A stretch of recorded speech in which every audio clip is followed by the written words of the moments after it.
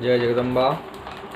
ई एखन वैश्विक महामारी के लऽ कऽ पूरा विश्व में बहुत पैघ संकटक घड़ी आबि गेल अछि, जे संकट घड़ी में हमरा लोकनि सिर्फ और सिर्फ दोसर के संपर्क से बचि कऽ अपना घर में रहबाक लेल यथेष्ट प्रयास करी और अपने घर में रही, सुरक्षित रही, अपना लेल सोची, अपना के लेल सोची और जहाँ तक संभव हुए एही महामारी से उबरबाक लेल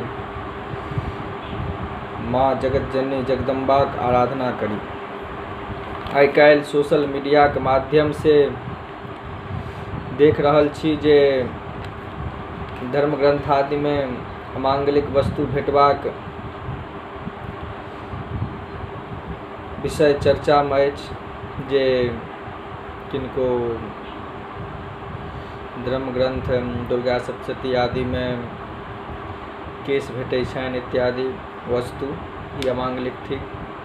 और ओना कहल गेल छै जे अमांगलिक वस्तु भेटनाइ तऽ गड़बड़े छै। आगू भगवती जगदम्बा के इच्छा हमरा लोकनि सतत जगदम्बा के आराधना में लागल रही, जे एहि महामारी से जगदम्बे उबारती।